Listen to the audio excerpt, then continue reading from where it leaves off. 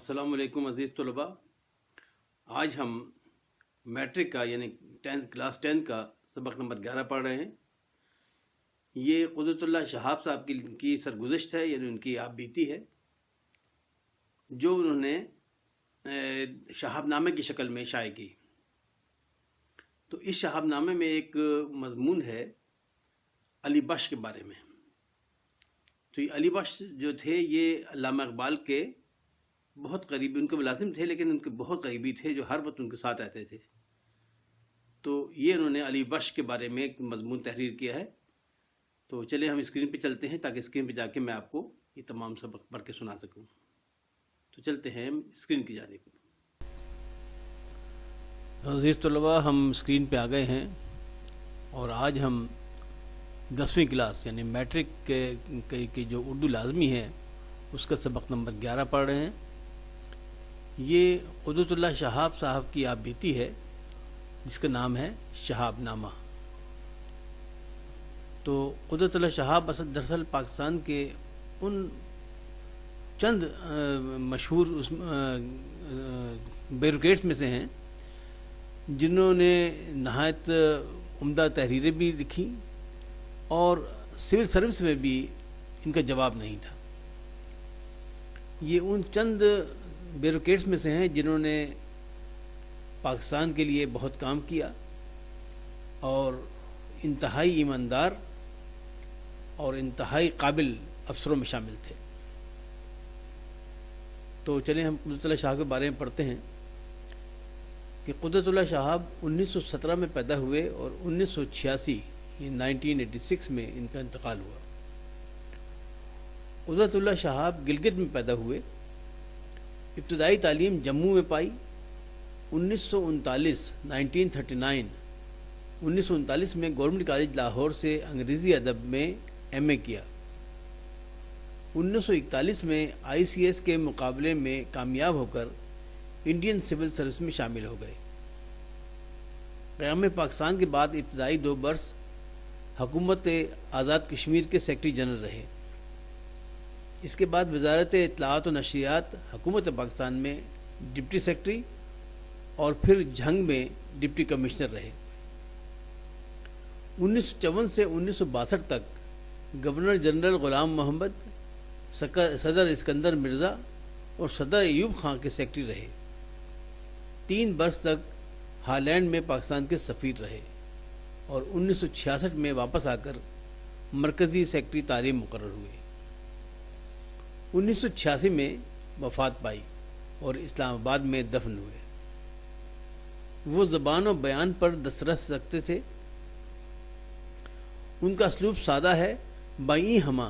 ان کی تحریروں میں بڑی جاذبیت اور دلکشی ہے. قدرت اللہ شہاب نے لکھنے کا آغاز معروف شاعر اختر شیرانی کے رسالے رومان سے کیا تھا. 31 جنوری 1959 کو رائٹرز گلڈ معرض وجود میں آیا تو وہ اس کے پہلے سیکرٹری جنرل مقرر ہوئے. ان کی تصانیف میں یا خدا 1948 میں شائع ہوئی، نفسانے 1950 میں شائع ہوئی، ماجی 1986 میں شائع ہوئی، 1968 میں شائع ہوئی اور شہاب نامہ 1986 میں شائع ہوئی شامل ہیں. شہاب نامہ قدرت اللہ شہاب کی خود نوشت ہے جو ان کی تمام تصانیف سے بڑھ کر مقبول ہوئی. گزشتہ 25 برس میں اس کے درجنوں ایڈیشن شائع ہو چکے ہیں. اب ہم قدرت اللہ شہاب کی جو خود نوشت ہے شہاب نامہ، اس میں سے ایک باب پڑھتے ہیں جس کا نام ہے علی بخش. اب اس کا آپ کے کتاب میں جو اس کو شامل کیا گیا اس کی وجوہات کیا ہیں، تدریسی مقاصد کیا ہیں. نمبر 1، قدرت اللہ شہاب کی اس تحریر کے حوالے سے شہاب نامہ کا تعارف کرانا. یعنی یہ مقصود تھا کہ شہاب نامہ کے بارے میں طلباء کو بتایا جائے. تو اسی لیے انہوں نے اس میں سے ایک علی بخش کے بارے میں جو تحریر تھی ان کی قدرت اللہ شہاب کی، وہ آپ کی کورس میں شامل کی ہے. نمبر 2، علامہ محمد اقبال کی نجی زندگی کے بعض پہلوؤں سے واقفیت دلانا. علی بخش دراصل علامہ محمد اقبال کے ملازم خاص تھے. خاص ملازم، یعنی بہت قربت تھی ان کی. اور یہ یعنی ان کے ساری زندگی ان کے ساتھ رہے۔ تو علی بخش کے بارے میں جب ذکر ہوگا تو ظاہر ہے کہ وہ علامہ اقبال کی جو نجی زندگی ہے، چونکہ علی بخش ان کے ذاتی ملازم تھے اور ہر وقت ساتھ رہتے تھے، اس سے ان کی نجی زندگی کے بعض پہلوؤں سے بھی پردہ اٹھے گا، اور آپ لوگ اپنے یعنی جو علامہ محمد اقبال جن کو مفکر پاکستان بھی کہتے ہیں، ان کی نجی زندگی سے بھی آپ آگاہ ہو سکیں گے۔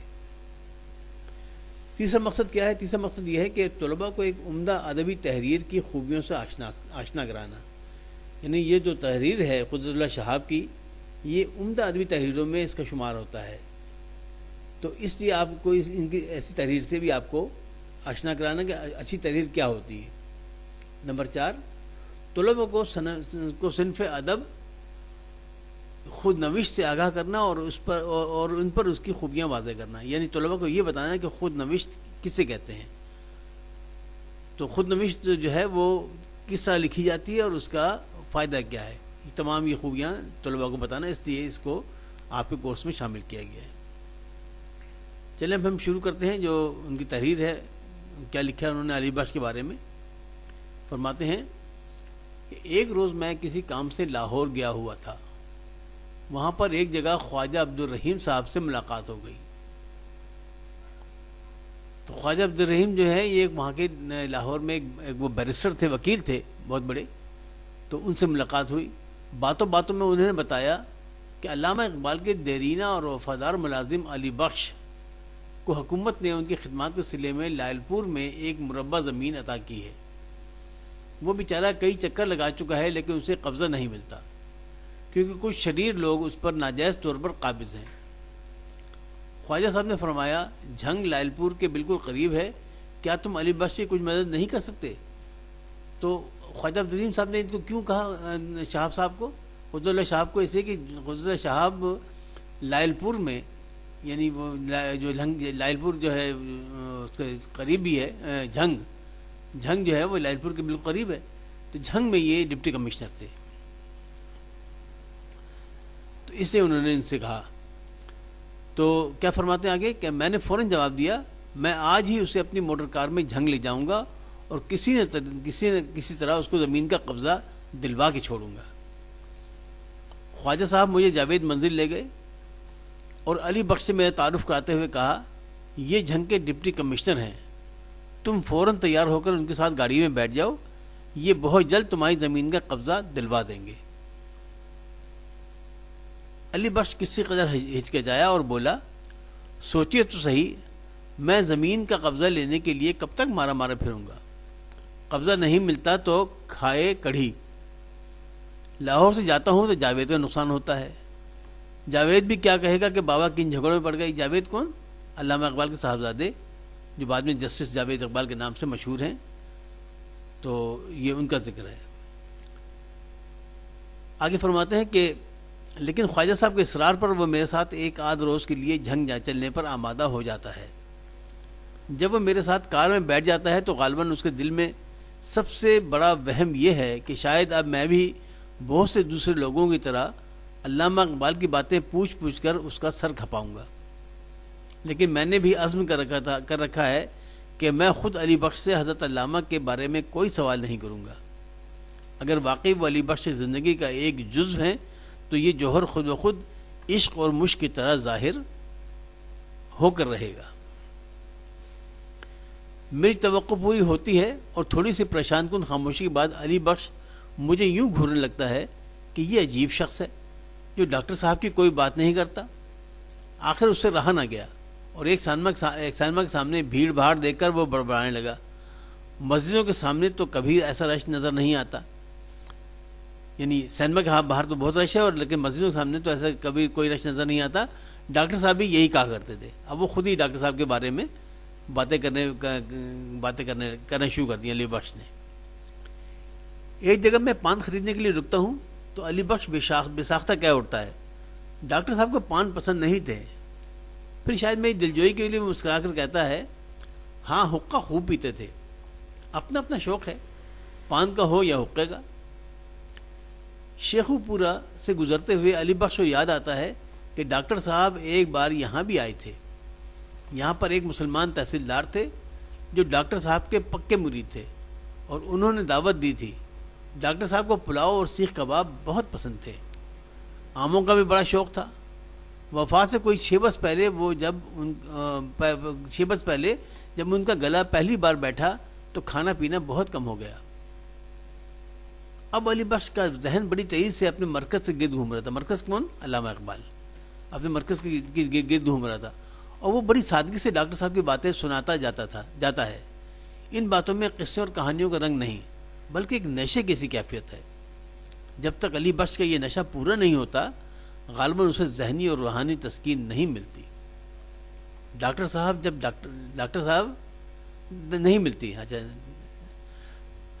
ڈاکٹر صاحب نے دم دیا ہے، میں ان کے بالکل قریب تھا۔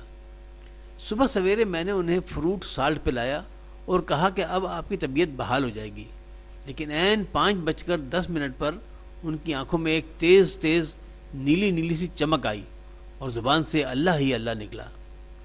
میں نے جلدی سے ان کا سر اٹھا کر اپنے سینے پر رکھ لیا اور انہیں جھنجھوڑنے لگا، لیکن وہ رخصت ہو گئے تھے۔ کچھ ایسا خاموشی طاری رہتی ہے۔ پھر علی بخش کا موڈ بدلنے کے لیے میں بھی اس سے ایک سوال کر ہی بیٹھتا ہوں: حاجی صاحب، کیا آپ کو ڈاکٹر صاحب نے کہ کچھ شعر یاد ہیں؟ علی بخش ہنس کر ٹالتا ہے: میں تو ان پڑھ جاہل ہوں، مجھے ان باتوں کی بھلا کیا عقل۔ میں نہیں مانتا، میں نے اصرار کیا، آپ کو ضرور کچھ یاد ہوگا۔ تو علی بخش کیا فرماتے ہیں؟ کبھی اے حقیقت منتظر والا کچھ یاد ہے۔ ظاہر اس کی ٹوٹی پھوٹی زبان، اس کو تو اردو نہیں آتی تھی نا اتنی اچھی، تو اس کی زبان میں بتا رہے ہیں یہ کہ اس نے کیا کہا علی بخش نے۔ کبھی اے حقیقت منتظر والا کچھ یاد ہے۔ ڈاکٹر صاحب اس کو خود بھی بہت گنگنایا کرتے تھے۔ ڈاکٹر صاحب عام طور پر مجھے اپنے کمرے کے بالکل نزدیک سلایا کرتے تھے۔ رات کو 2-2:30 بجے دبے پاؤں اٹھتے تھے اور وضو کر کے جا نماز پر جا بیٹھتے تھے۔ نماز پڑھ کر وہ دیر تک سجدے میں پڑے رہتے تھے۔ فارغ ہو کر بستر پر آ لیٹتے تھے۔ میں حقہ تازہ کر کے لا رکھتا تھا۔ کبھی 1 کبھی 2 کش لگاتے تھے، کبھی آنکھ لگ جاتی تھی۔ بس صبح تک اسی طرح کروٹیں بدلتے رہتے تھے۔ میرا ڈرائیور احتراماً علی بخش کو سگریٹ پیش کرتا ہے، لیکن وہ غالباً حجاب میں آ کر اسے قبول نہیں کرتا۔ ڈاکٹر صاحب میں ایک عجیب بات تھی۔ کبھی کبھی رات کو سوتے سوتے انہیں ایک جھٹکا سا لگتا اور وہ مجھے آواز دیتے تھے۔ انہوں نے مجھے ہدایت کر رکھی تھی کہ ایسے موقع پر میں فوراً ان کی گردن کی پچھلی رگوں اور پٹھوں کو زور سے دبایا کروں۔ تھوڑی دیر کے بعد وہ کہتے تھے بس، اور میں دبانا چھوڑ دیتا تھا۔ اسی وجہ سے وہ مجھے اپنے نزدیک سلایا کرتے تھے۔ ہر چند میرا دل چاہتا ہے کہ میں علی بخش سے اس واردات کے متعلق کچھ مزید استفسار کروں، لیکن میں اس کے ذہنی ضبط کو توڑنے سے ڈرتا ہوں۔ ڈاکٹر صاحب بڑے درویش آدمی تھے۔ گھر کے خرچ کا سارا حساب کتاب میرے پاس رہتا تھا۔ میں بھی بڑی کفایت سے کام لیتا تھا۔ ان کا پیسہ ضائع کرنے سے مجھے بڑی تکلیف ہوتی تھی۔ اکثر اوقات ریل کے سفر کے دوران میں کئی اسٹیشن بھوکا رہتا تھا، کیونکہ وہاں روٹی مہنگی ملتی تھی۔ لیکن ڈاکٹر صاحب ناراض ہو جاتے تھے، کہا کرتے تھے علی بخش، انسان کو ہمیشہ وقت کی ضرورت کے مطابق چلنا چاہیے، خواہ مخواہ ایسے ہی بھوکے نہ رہا کرو۔ اب اس مربے کے ٹنڈے کو دیکھ لیجئے۔ لائل پور کے ڈپٹی کمشنر صاحب، مال افسر صاحب اور سارا عملہ میری بڑی آؤ بھگت کرتے ہیں۔ بڑے اخلاق سے مجھے اپنے برابر کرسی پر بٹھاتے ہیں۔ ایک روز بازار میں ایک پولیس انسپکٹر نے مجھے پہچان لیا اور مجھے گلے لگا کر دیر تک روتا رہا۔ یہ ساری عزت ڈاکٹر صاحب کی برکت سے ہے۔ مربے کی بھاگ دوڑ میں میرے سر کچھ قرضہ بھی چڑھ گیا ہے، لیکن میں اس کام کے لیے بار بار لاہور کیسے چھوڑوں؟ جاوید کا نقصان ہوتا ہے۔ سنا ہے اپریل میں جاوید چند مہینوں کے لیے ولایت سے لاہور آئے گا۔ جب وہ چھوٹا سا تھا ہر وقت میرے ساتھ رہتا تھا۔ اللہ کے کرم سے بڑا ہوشیار ہو گیا ہے۔ جب اس کی والدہ کا انتقال ہوا تو وہ اور منیرہ بی بی، یعنی یہ علامہ اقبال کی صاحبزادی تھی، ان کا نام منیرہ بی بی، بہت کم عمر تھے۔ ڈاکٹر صاحب نے نرس کے لیے اشتہار دیا، بے شمار جواب آئے۔ ایک بی بی نے تو یہ لکھ دیا کہ ڈاکٹر صاحب کے ساتھ شادی کرنے کے لیے بھی تیار ہے۔ ڈاکٹر صاحب کسی قدر پریشان ہوئے اور کہنے لگے علی بخش دیکھو تو صحیح، اس خاتون نے کیا لکھا ہے، میں بڈھا آدمی ہوں، اب شادی کیا کروں گا؟ لیکن پھر علی گڑھ سے ایک جرمن لیڈی آ گئی۔ یہ جرمن لیڈی کون تھی؟ جرمن لیڈی جو ہیں وہ ایک وہ تھیں ڈورس احمد تھیں، جو مطلب ہے کہ 2 برس کا یعنی علامہ اقبال کے جو آخری 2 برس ہیں ان میں ان کے بچوں کی تعلیق یعنی ان کی استاد بھی رہیں اور ان کی نگران بھی رہیں، اور مطلب پوری جاوید منزل کی نگران بھی تھیں. وہ علی گڑھ کے مسلم یونیورسٹی کے ایک پروفیسر کی سالی تھی. اچھا، علی بخش کا تخیل بڑی تیز رفتاری سے ماضی کے دھندلکوں میں پرواز کر رہا ہے. زندگی کے ہر موڑ پر اسے اپنے ڈاکٹر صاحب یا جاوید یا منیرہ بی بی کی کوئی نہ کوئی خوشگوار یاد آتی رہتی ہے. جھنگ پہنچ کر میں اسے ایک رات اپنے ہاں رکھتا ہوں، دوسری صبح اپنے ایک نہایت قابل اور فرشناس مجسٹریٹ کپتان محبت خان کے سپرد کر دیتا ہوں.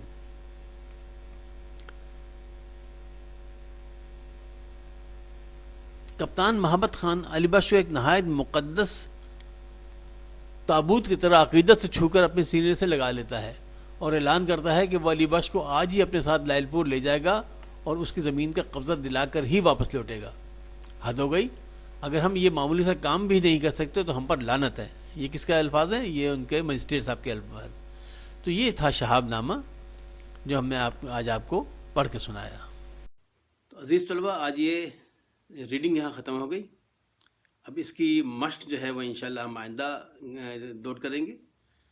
تو آپ سے گزارش ہے کہ آپ اس کے چینل کو سبسکرائب کر کے بیل کے آئیکن کو دبا کر آل کو سلیکٹ کر لیجئے، تاکہ جب میں یوں ہی اس کی مشق لوڈ کروں فوری طور پر آپ کو اس کی اطلاع مل جائے. اور دوسری بات عرض یہ ہے کہ یہ ہر کلاس کی ایک الگ الگ پلے لسٹ ہے. آپ اپنے کلاس کی یعنی اگر آپ میٹرک کا یا 10ویں کلاس کی سبق پڑھ رہے ہیں تو آپ کلاس 10 کی جو پلے لسٹ ہے آپ اس کو کلک کیجئے. اس میں تمام اسباق آپ کو 1 سے لے کر یہ جو 11واں سبق ہے یہاں تک، بلکہ آگے جتنے بھی اسباق ہوں گے آپ کو اسی پلے لسٹ میں مل جائیں گے. اس کا فائدہ یہ ہوگا کہ آپ کو تلاش کی زحمت سے آپ بچ جائیں گے. تو انشاءاللہ آئندہ سبق تک کے لیے اجازت چاہتا ہوں. اللہ حافظ ناصر، فی امان اللہ.